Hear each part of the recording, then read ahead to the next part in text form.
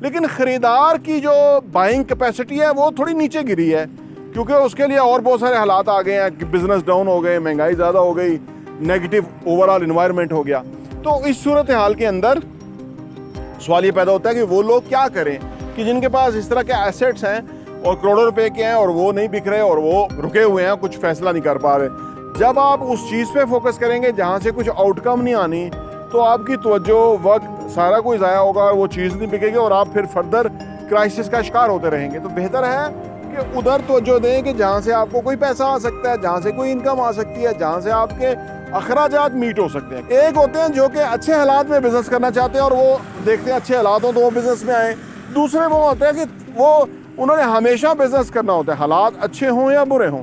उनकी मैनेजमेंट होती है कि बुरे हालात में वो कैसे सर्वाइव करते हैं और अच्छे हालात में वो आपे से बाहर नहीं होते।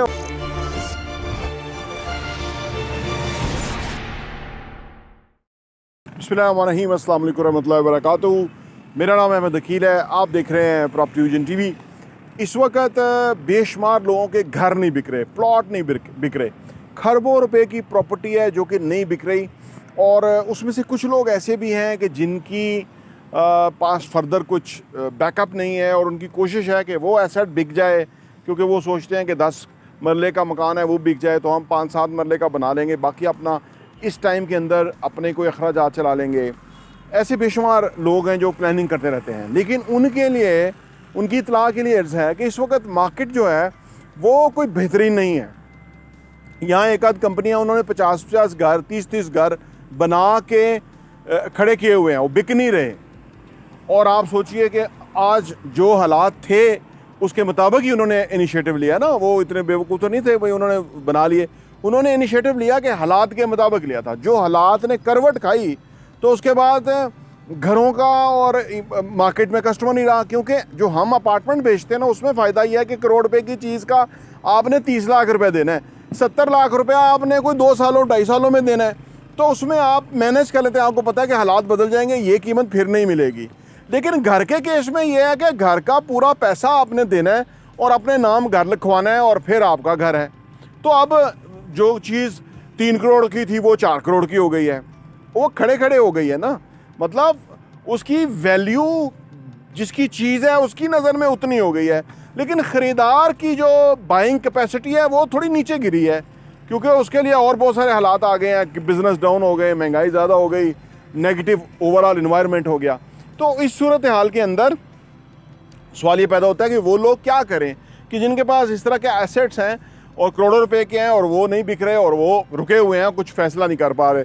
क्योंकि आज के दौर के अंदर अगर किसी के पास लिक्विडेट हो ना पैसा, तो बहुत अच्छी चीज़ें रीज़नेबल प्राइस पे मिल रही हैं। तो यही मार्केट, इसीलिए मैं इसको कहता हूँ ये बायर की मार्केट है।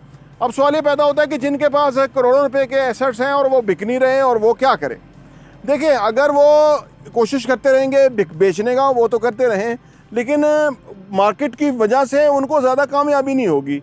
लेकिन उनको चाहिए, ख़ास तौर पे उनको जिनके 30, 40, 50 घर हैं, उनका तो ज़ाहिर सी बात है उनके पास एक बेसिक सरमाया था, उन्होंने लगा दिया, वो उस पर क्या करेंगे।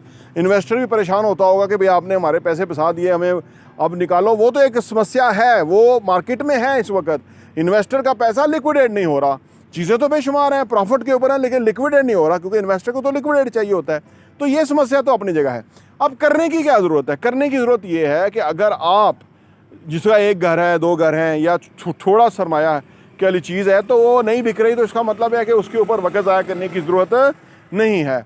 इस वक्त उनको फोकस करना चाहिए कि कहाँ से उनकी अदर इनकम जनरेट हो सकती है, क्योंकि जब आप उस चीज़ पे फोकस करेंगे जहाँ से कुछ आउटकम नहीं आनी, तो आपकी तवज्जो, वक्त, सारा कुछ ज़ाया होगा और वो चीज़ नहीं बिकेगी और आप फिर फर्दर क्राइसिस का शिकार होते रहेंगे। तो बेहतर है कि उधर तवज्जो दें कि जहाँ से आपको कोई पैसा आ सकता है, जहाँ से कोई इनकम आ सकती है, जहाँ से आपके अखराजात मीट हो सकते हैं। क्योंकि इस वक्त अगर अखराजात आपने मीट कर लिए और उससे आप निकल गए इस प्रॉब्लम से, तो आपके एसेट की कीमत आने वाले टाइम में महंगी होनी है और लोगों ने बाअमरे मजबूरी ख़रीदना ही है।